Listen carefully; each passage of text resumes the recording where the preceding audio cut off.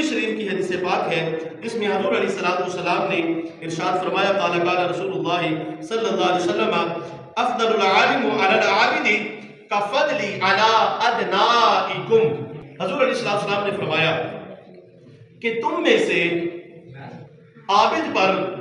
عالم کو فضیلت اس طرح ہے کہ جیسے مجھ کو ادنا صحابی پر۔ عابد کسے کہتے ہیں؟ عبادت کرنے والا۔ یوں سمجھ لیں سادہ سی مثال کے ساتھ، میں اور آپ جتنے بھی لوگ نماز پڑھنے کے لیے مسجد میں ہم آئے جو بغیر عالم ہے، وہ آ کے نماز پڑھیں، ساری رات قرآن کی تلاوت کریں، نوافل پڑھیں، ذکر و اذکار کریں، کچھ بھی عبادت کرتے رہے، ساری رات وہ پڑھتے رہے، سوئے نہیں، اور صبح فجر کی نماز پڑھ لیں، یہ عابد ہے، عبادت گزار جسے کہتے ہیں۔ اس کی شان حضور فرما رہے ہیں، اس کی شان اتنی زیادہ نہیں ہے جتنی کہ عالم دین کی شان زیادہ ہے، امام مسجد کی شان جتنی زیادہ ہے۔ وہ امام صاحب آئے، عشاء کی نماز پڑھائی اور پڑھا کے اپنے حجرے میں اپنے گھر میں جا کے آرام سے سو گئے، صبح فجر کی اذان ہوئی، اپنے گھر سے نکلے، آ کے فجر کی نماز پڑھائی۔ اب ایک بندہ نہیں، ہزاروں عابد، پورا محلہ، پورا گاؤں ساری رات عبادت کرے، ساری رات تلاوت قرآن پاک کرے، ذکر و اذکار کرتا رہے، درود پاک پڑھتا رہے، اور وہ ہزاروں بندے جو عبادت کرتے رہے، ان سب پر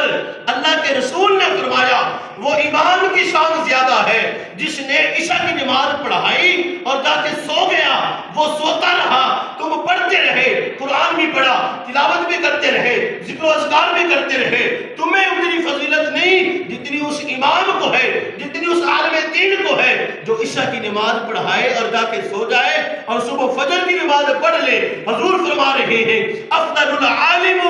علی العابد کفضلی علی ادنائکم، کہ تم میں سے اس شخص پر اللہ کے نبی علیہ السلام فرما رہے ہیں عابدوں پر عالم کو اتنی فضیلت ہے، حضور فرما رہے کہ جیسے مجھ کو ادنا صحابی پر فضیلت ہے۔ سبحان اللہ۔ کفضلی علی ادنائکم، ادنا صحابی پر۔ صحابہ بڑی بڑی شانوں والے، حضرت عمر فاروق کی شان برا اور برا، ابو بکر صدیق کی شان برا اور برا، حضرت علی مرتضیٰ شیر خدا کرم اللہ وجہ الکریم کی شان برا اور برا، اور جو بدری صحابہ ہیں ان کی شان برا اور برا۔ حضور فرما رہے ادنا صحابی پر جس طرح سے یا جو سمجھ لیں کہ جیسے آسمان پہ چمکنے والے ستارے،